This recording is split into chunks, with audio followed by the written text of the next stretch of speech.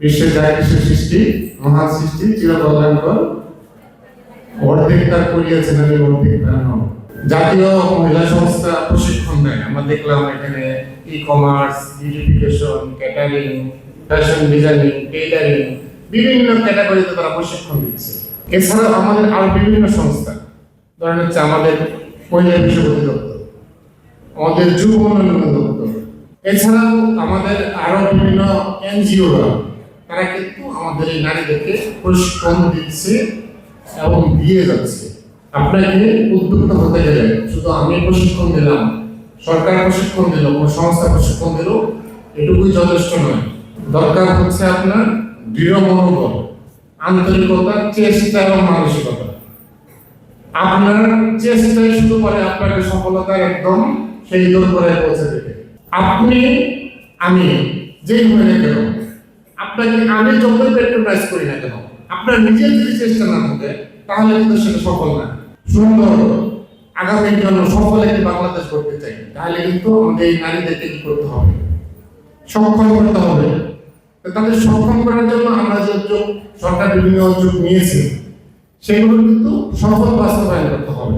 কবি কাজী নজরুল ইসলাম বলে গেছেন, পৃথিবীতে যা কিছু কল্যাণকর, অর্ধেক তার করিয়াছে নারী, অর্ধেক তার নর। সারা বিশ্বে যত অবদান আমরা লক্ষ্য করেছি, সেই সকল অবদানগুলিতে নারীদের সমপর্যায়ে অংশীদারিত্ব ছিল, আছে এবং থাকবে। এবং আপনাদের সেই প্রতিনিধিত্বের মাধ্যমে আজকে ইসলামিকভাবে যদি বিবেচনা করেন, কাজী রাদিয়াল্লাহু আনহু ছিলেন একজন নারী উদ্যোক্তা, এবং তিনি আমাদের এই সামাজিক জীবন ব্যবস্থায় কিভাবে একজন উদ্যোক্তা হতে হয়, কিভাবে ব্যবসা পরিচালনার মধ্য দিয়ে নিজের জীবন পরিচালনা করতে হয়, কিভাবে নিজের পাশাপাশি দেশ ও জাতির সেবায় নিজেকে আত্মনিয়োগ করে একটি সমৃদ্ধ পৃথিবীতে ভূমিকা রাখা যায়, তার দিক নির্দেশনা তিনি দিয়ে গেছেন। তেমনিভাবে আমাদের সমসাময়িক সময়ের যারা পূর্বসূরি ছিলেন, বেগম রোকেয়া সাখাওয়াত হোসেন, তিনি দেখিয়ে গিয়েছেন নারী জাগরণের বার্তা দিয়ে, কবিতা, কাব্যে এবং নিজের আত্মত্যাগের মধ্য দিয়ে, নিজের জীবন দিয়ে আমাদেরকে দিক নির্দেশনা দিয়ে গেছেন যে কিভাবে নারী জাগরণ করতে হয়।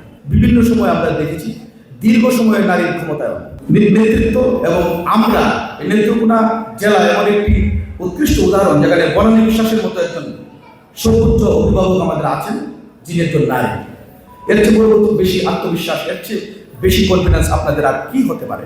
আমাদের এই পিছিয়ে পড়া নারী গোষ্ঠী, পিছিয়ে পড়া এই জন্যই বলছি যে আসলে যাদেরকে মানুষ হিসাবে গণ্য করা হতো না, যাদেরকে কখনোই কোনো সময় একটা পরিবার একটা মেয়েকে কোনো প্রকার গুরুত্বই দেওয়া হতো না, আজকে নারীরা কিন্তু পিছিয়ে নেই।